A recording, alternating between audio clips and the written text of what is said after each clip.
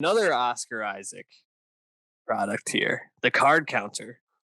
Yes, sir. Um, man, I was really sad I didn't get to go see this one. My plans to go see it got dashed when some of my social plans got moved around. So I was disappointed I wasn't able to talk about this with you today. But you were able to go check this out, right? I was, yes. The Card Counter, the latest film from Paul Schrader, his first film since 2018's First Reformed, starring Ethan Hawke, a movie I loved. Made my top three, top five of 2018.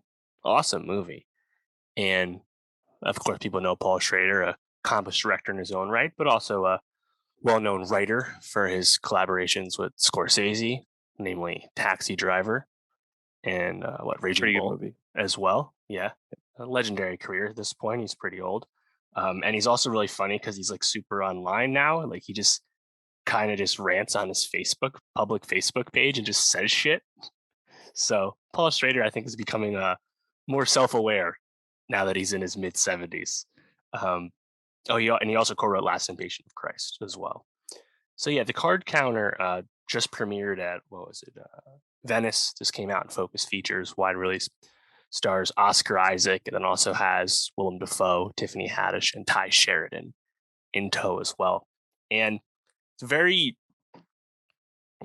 good movie that wasn't quite what I expected going in. I hadn't really seen the trailer. I think I'd seen like a little bit of the trailer when I was seeing previews for another movie, but I'd kind of go in blind. I was like, all right, Oscar Isaac, gambling poker movie, Paul Schrader.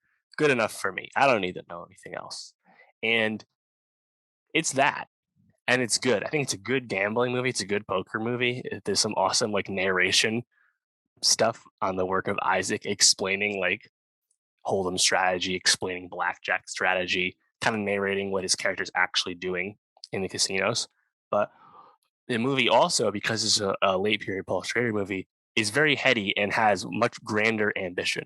First Reformed, of course, notable for being about a preacher who has a crisis of faith. But why does he have a crisis of faith? It's because he's been subsumed by the dread of climate change.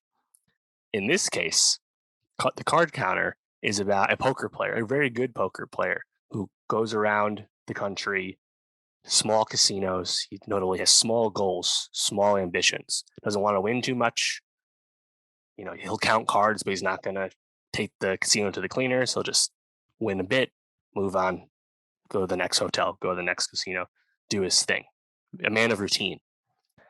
And then you figure out why Oscar Isaac's character, William Tell, you figure out why Tell is a man of routine. And it's because he was a prison guard at Abu Ghraib prison in Iraq.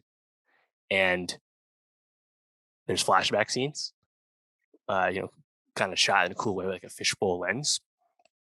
And you realize that Tell, as well as Willem Dafoe, were in Abu Ghraib. And if you know anything about that, that means they were torturing and doing very inhumane things to prisoners.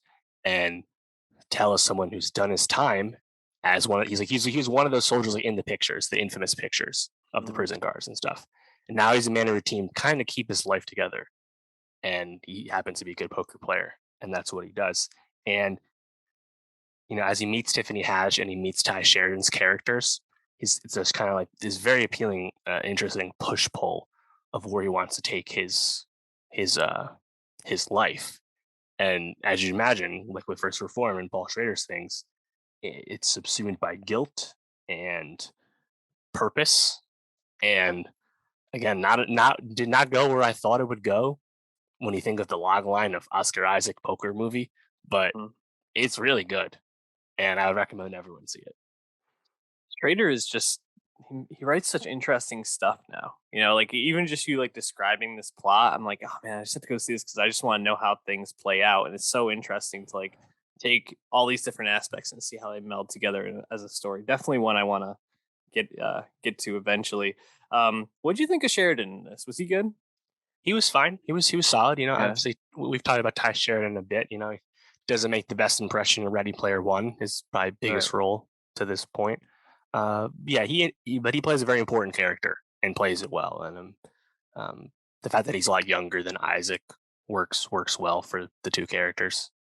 Yeah, and Haddish also a very interesting I was gonna ask. casting choice for a Paul Schrader movie for a dramatic film, of course, but it's a bit of a restrained performance on Haddish's part. But I think she does a really good job, and it's honestly probably one of her more interesting performances in a minute since she blew up with Girls Trip what 5 years ago.